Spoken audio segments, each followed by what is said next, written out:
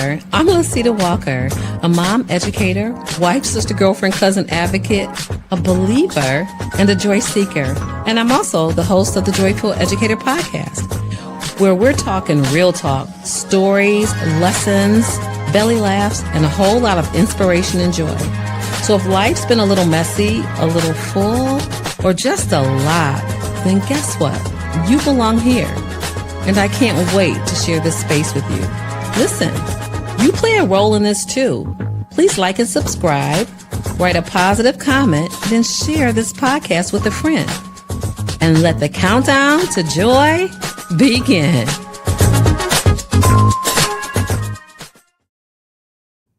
Hello, everyone. Welcome to the Joy-Filled Educator, where purpose meets play and legacy is built on love. I'm your host, Lacetia Walker. Have you missed me? I've missed you all. Really, have you missed me? I really have missed you. I'm excited about today's episode, but before we jump right in, I'd like to have a brief conversation with you. I want to share it here on the podcast first. I want to share that I'm launching my own coffee brand. Yes. It's called the Daily Joy Coffee Company. And it was born from this podcast. And the mission behind it is helping folks find everyday moments of joy. And I'll share more about it at the end of the show today. Let me check in with you all about the 21-day challenge. Did you do it? Did you finish it? Did you at least do some of the days? You didn't have to do all of them. If you started and you put forth the effort, then you're all good. Were you able to reset, release? Were you able to experience and indulge in some self-care? I hope so. And let's keep up the good work. Now, for today's episode, it's a powerful one. It's about legacy. It's about community and the extraordinary impact that one creative woman can make. We're going to welcome our guest at this time, Miss Dora Kelley. Miss Dora Kelley, welcome to the Joy-Filled Educator Podcast. Hello, I'm so glad to be here. Very good. Miss Dora is a creator in every sense of the word. She's a former flower shop owner, a designer, an artist, a seamstress, an art history student, and a lifelong Detroit creative. Her artistry has served families, it serves communities, celebrations, and just for over many, many years. But she also did something extraordinary. She researched, advocated, raised funds for, and designed a headstone for a legendary artist by the name of Robert S. Duncanson, who restored our hope in what we as a people can do. He actually rested in an unmarked grave for decades. So one of my favorite quotes to kind of go along with this story that we have today with Miss Dora is that the purpose of life is a life of purpose. A purpose of life is a life of purpose. And that's by Robert Byrne. And that's exactly how Miss Dora lives. Dora, again, welcome to the Joy-Filled Educator. How are you feeling today? I feel wonderful. It's almost Thanksgiving, everybody. Yeah. Feeling inside, starting to cook. Very good. Very good. So let's just kind of jump on into the interview. Ms. Dora, your creative journey is incredible. You've been a flower shop owner, designer, and some of the things that I said earlier, seamstress. You've just done so many different things. Can you tell us about your creative background and how it began? I would say I was born into it from the family that I came into, my mother and father. My father was forever an entrepreneur, starting new things, had that gusto, had that go. And my mother was a creative genius, though it was never even acknowledged as far as, people, but now seeing how people are and what she did, she was just wonderful. Nothing stopped her. If it's almost too flighty, where something, and I'm the same way now. If something passes by me, it's like, oh, I want to do that. Oh, I want to, and it'll get you in some places. But she taught all us children, whether the boys and the girl, me being the girl, how to sew, she taught me upholstery. We cooked, we canned, we gardened, we did everything. And she continued to the day she died. She was always teaching somebody, teaching children. Wow. It was, of course, we're going to do this. And so she actually made you believe that you could do just about anything. Of course you could. If you couldn't, you're being lazy. I mean, it's just like you can do something. You can't. You don't have to be absolutely perfect at this, but you make Yeah. an attempt and you put your best effort into it. And if you do that, it's okay. But if you don't, it's like you're a dummy. Yeah. Yeah, very good. I think when we think about children today, because, I'm an educator and I've been in the field for a while, we want them to just try, at least try it, right? At least try, and At least try. that has Yeah. brought me into many avenues as well. I think that's of course what happened with the Duncanson project. Yeah. Yeah. Just Oh, hearing about that and just feeling like something had to be done. very good. So I'm going to just ask you another question before we move on, because I want you to definitely expound on that Duncanson project. It's just amazing. Would you say that your mom or your dad kind of shaped you as an artist or influenced your style and purpose? Who would that be? The person that kind of influenced you My most. mother, well, my mother showed me, beauty in handcraft items and homemade items and all that kind Yeah. of stuff. So I appreciate it very much. Yes. And then my father loved beautiful things. He Okay. really loved. He wasn't highly educated or anything, but he loved beautiful things, whether it be nature, to animals, to people, to skies. So seeing the beauty. Not everybody goes around seeing beauty. They Right. see the what's wrong with something, and we tend to have this thing to where I'll walk in and I'll find something I love. Very Anywhere. good. I'll explore, Very whether good. it's architecture, anything, and that I think is a nice way to live. Very good. Yeah. It's like living, looking at the glass half full as opposed to half empty, which so many Exactly, people do. and that makes it feasible in this world that we live in now. Absolutely. We have to find some happiness or something. I mean, this is what we're living, regardless of what we're in. Yeah. Make it the best that we can. Absolutely. And I know some people just naturally are just born with the, I don't want to say with a pessimistic viewpoint, but, kind of, they see the glass half empty, and so really, journaling is one way that I found that it can really improve a person's perspective, like waking up in the morning and your first 20 minutes or so, not looking at the news, not looking at anything negative, doing something positive, like journaling, saying what you're grateful for Oh, that's and a good doing that. idea. Yeah. I'm interested in that notebook that you have. Yeah, I got to make sure you get Yeah, one. Absolutely. yeah. Yeah, and that can I help to love it. reshape your thinking. Yes. Yeah. So let's jump right into this really interesting. You have so many interesting things, but I'd love to jump right into the Duncanson. I'm going to call it a project. We're going to shift for a moment. So how did you discover that this legendary artist was resting in an unmarked grave? It was really, it's like when I tell the story, if you see how things fell together, it's like it really was meant to be from the higher powers. First, we were in our studio, and a real nice little art studio in the main street of town. And people like to stop in a lot. And someone come in and they said, "Did you know that there was a famous artist buried in this town, and they don't with no headstone? They don't even know where he's at." It was Wow. just gas. And it Yeah. was like, that can't be, that can't go. And I think what spurred it within that week, Valerie Mercer from the Detroit Institute of Art Museum, she's the head of the African American department, I think she still is. She came to Monroe, which is a long trip, and did a special about Robert S. Duncanson at our Wow. little museum theater. And I went to it, and no one showed up. I mean, it was 3 people. Yeah. But I hear this, and I'm like, oh my gosh, we have to. This man was so incredible. And if you research, you'll find out what he achieved, especially as a biracial man in the era. Yeah. So I said, well, I'm going to, I think I want to try. And a man heard me that was there, one of us 3, and came over. His name was Dan Graschuk. And he said, if you're really interested in doing this, there's a group in Detroit called the Detroit Fine Arts Breakfast Club. And it's a wonderful bunch of people. And he thinks that, he thought that they would embrace this and help me out. So I went to Detroit. Okay. And this is a art club, okay, with lots and lots of people in it. And we're meeting at Noni's Grill on Livernois. But then now they're doing Mare Grove College. And you go to it.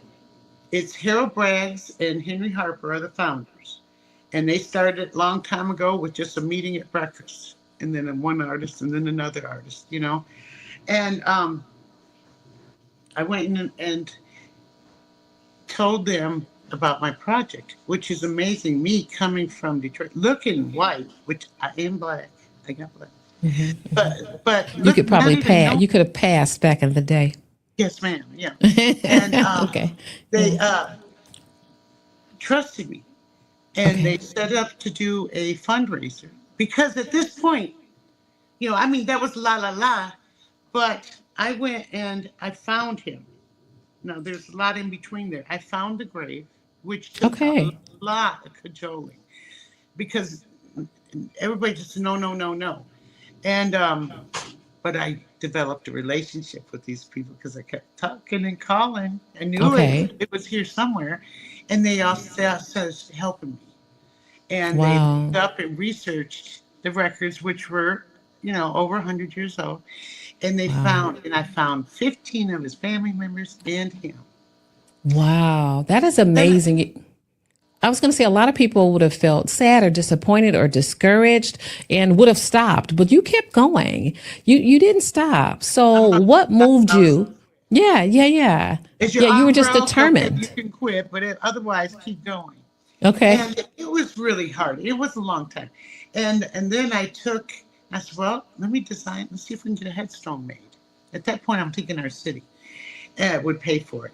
And I went and I designed one. I went to one of our local headstone makers, and he was been here for many years. I thought that was an honor of him. This is his town, and he was well recommended, of course. But it was a chore to work with him. He was a little bit older and forgetful sometimes, but he did the most beautiful work. And right away, he embraced the whole story. Okay. He said, I got a piece of black granite over there I've been saving. Wow. You know what we could do? And before it was over with, we designed a headstone that had a porcelain portrait of him in the front, a porcelain picture of one of his most famous paintings. I think we did the same one, on the other side. So absolutely beautiful. It had dedications, and all this. Well, I took it, and it seemed like I was going to get a lot of rigmarole and red tape here, and I'm not very patient. So I went to Detroit Fine Arts Breakfast Club, and I showed them what I had, and this is how much it would cost. Are you interested in helping? Right. They had a fundraiser auction, and they were going to auction off different things. Instead, one of our premier artists, Henry Heading, came up and said, no, I'll donate, which his art is very expensive. I'll donate 2 pieces here to auction. Wow. To cover the cost. To cover the whole cost. Oh my gosh, that had to have felt so wonderful. Make you feel so accomplished. Oh my goodness. So then I go and I have it, sent to be made. It took a long time. Because whatever, right? And in the midst of that, I got ill. I got very ill. I was in the hospital for a couple months. And they said, my husband said, I'll go get this headstone. I'll do it. And I was delirious, but I said, no, you're not, mine. But it worked. I come out and finished it. Wow. And the DIA come and asked me, Salvador Pons, the Detroit Institute of Art, asked me if they have a room of his art. Wow. And they display it before you put it on the grave. Wow. Sure. That's amazing. So I think it was, and I could be wrong, I think it was like 3 months. And then he says, can we have it longer? Because all the schools are bringing their classrooms in for this. It's been tremendous. And Okay. oh my gosh, I want to go to the gravesite. I want to see it. I think we need to get a group together in Detroit and go see this. To see this gravesite. That's amazing. It's a little tiny little cemetery. But what's the name of it? Woodlawn? Is it Woodlawn Cemetery? Yes. Yes. Wow. That is amazing. Not one of the oldest cemeteries. Yeah, in the city. In the city. That's an amazing story. And you were telling me, as we chatted before the show, that he also gave or contributed a piece of art to one of the presidents. Well, what it was is when a president inauguration, they get the opportunity to choose a painting to honor the ceremony. Okay. So, Joe Biden chose Landscape with a Rainbow from Robert S. Duncanson. Wow. So that's what was featured when you saw the inauguration and all that. That was what was featured. Landscape with the Rainbow. Yes, and it's beautiful. It's absolutely beautiful. Well, then my town was paying attention. Oh, so okay. Now all of a sudden they want to pay attention now. There's the Duncanson Society. Now, I was there for the first year, but okay. I just chose to leave. It just was fussy. Okay. But okay. I had the most wonderful ceremony, and I had to sneak it. Wow. That is crazy. And, I don't want to push into the negative, but it wasn't. Oh, no, we're keeping it positive, Miss Dora. But I said, I will have this. And I said, I'm having it was Black History Month. I said, I'm having a Black History Month, too. No, you're not. I said, oh, wait a minute. I didn't ask you. I was informing you to let you come to my Black History display. And that is amazing. The top, wonderful artists. And two guys in the news that week, really wonderful artists all brought me their art. I think you're a trailblazer, Miss Dora. That makes you a trailblazer in our eyes. Listen, I see some beautiful art behind you. Thank you for that story, first of all. That is a very rich story, and I'm glad that you're here today to tell it. You know what I'm saying? Because I know Mr. Duncanson is gone. And again, he was a biracial person. And this is what's so tremendous about his achievements. Yeah. And he left the country. Yeah. And did he have a black mom and a white dad, I think? No, they were just light skinned, both of them. Both? So it went further in the line. His parents actually colored their skin. Well, we know that was what people had to do during that time to try and. But and that's why I think, and I say it often, I think he was a very personable man. Yeah. Because the people that he hung with, the people that contributed to him, the abolitionists that paid his way to Europe, he paid the kings and the queens. Wow. He really got far, and you can't go. He had to have been a very wonderful person. He really had to be.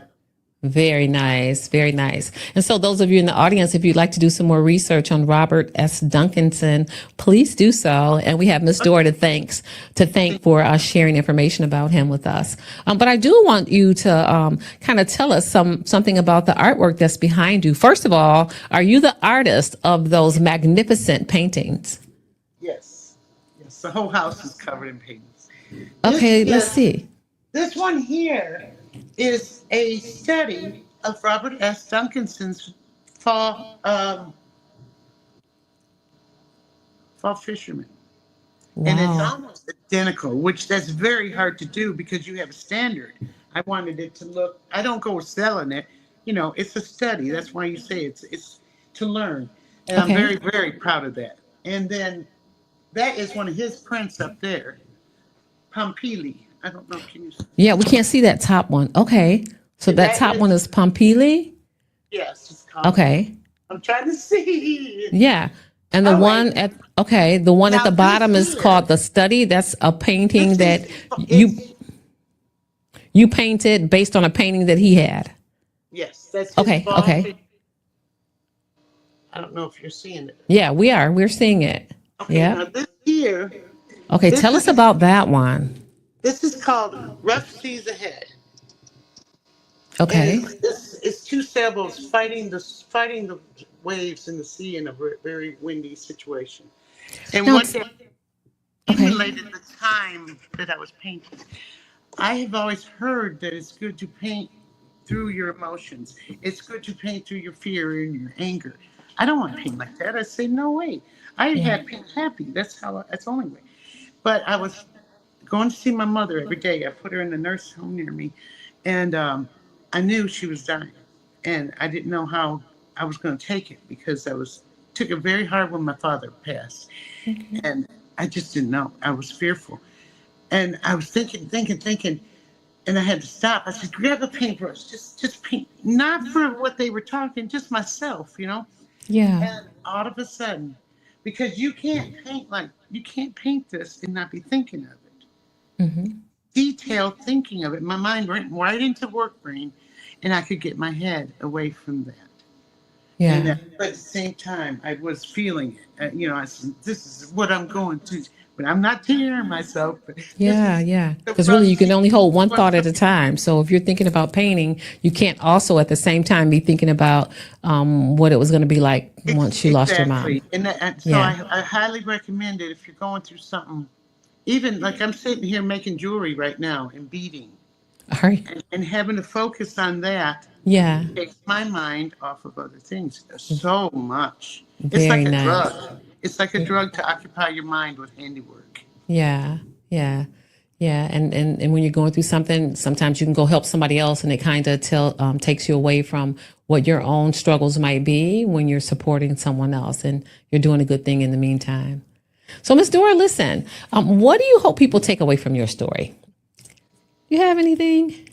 Yeah, it doesn't hurt to reach out, to go forward, even if you're not familiar with something. You have an idea. We all have ideas all the time, but we don't do nothing about it. Go for it.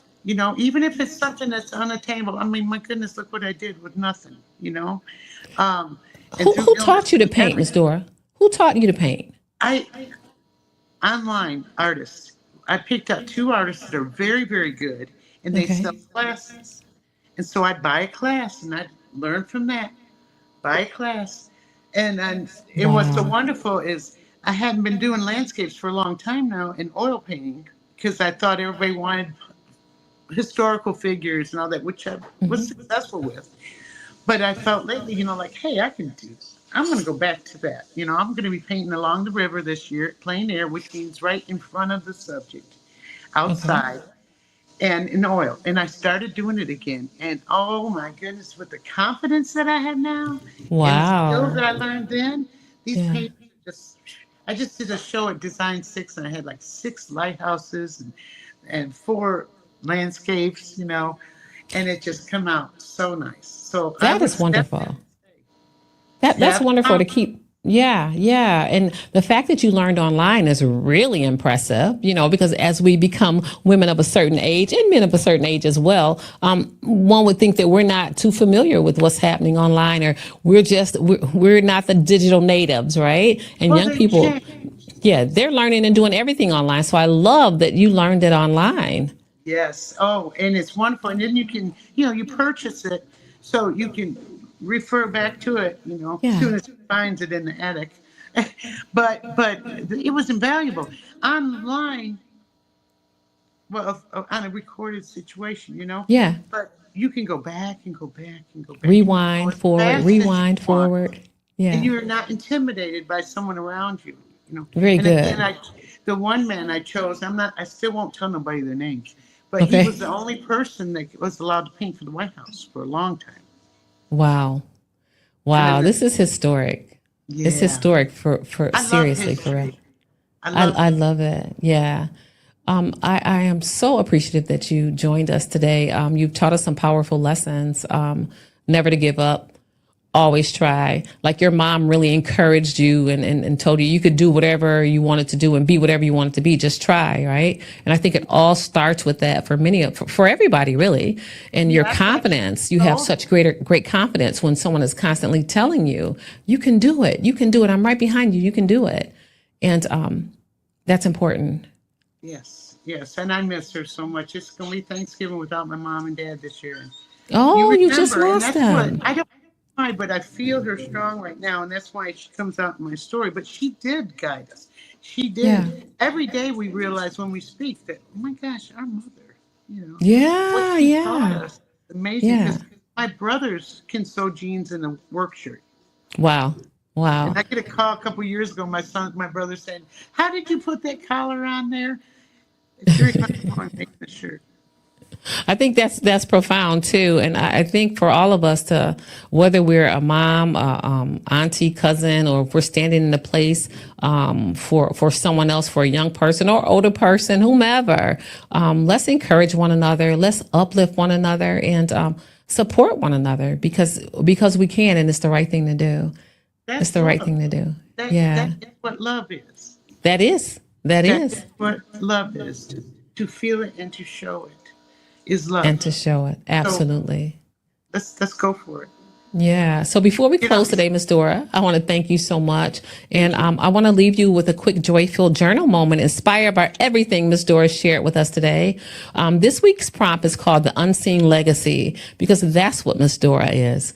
So I would like for you to take a few moments to write one person whose story has shaped you, someone whose impact deserves to be honored or remembered. Write who they are, what they mean to you, and one simple thing you can do this week to acknowledge their legacy. I want you to end your entry with this reflection line. Again, you're coming up with one person who has helped to influence you and whose legacy you want to acknowledge. And I want you to end your entry with the reflection line that says, I honor the stories that shaped me. I carry the light forward. Again, I honor the stories that shaped me and I carry the light forward. It's pretty simple. This real small act of remembering can actually awaken something powerful in us, just like Miss Doris showed us today. And I would like to say that that's exactly what reminded us today, that honoring someone else's story doesn't just restore their legacy, it awakens ours. It awakens our own. Right. And so take that this week. We enjoyed you and we would love to have you back here. Ms. Dora has also given us some points to research. Make sure you get out and learn about Robert S. Duncanson and the contributions and the tenacity that he showed and his courage as well. Before we close, I want to share something exciting. Next week, I'm launching a coffee brand. It's entitled the Daily Joy Coffee Company. This brand is rooted in everything this podcast stands for: intention, restoration, and everyday joy. Sometimes joy is deep conversation like this one we had today. And sometimes it's just a warm sip of coffee or a sip of tea in the morning. I'll share the blends and the official launch date next week, so please stay tuned for that. Ms. Dora, thank you so much for being here, and thank you for honoring Robert S. Duncanson with your gifts, with your courage, and your heart. To everyone else listening, I hope today inspired you to take action, to honor legacy, and to use your gifts boldly. Until next time, keep learning, keep laughing, keep loving, and always keep choosing joy. Take care.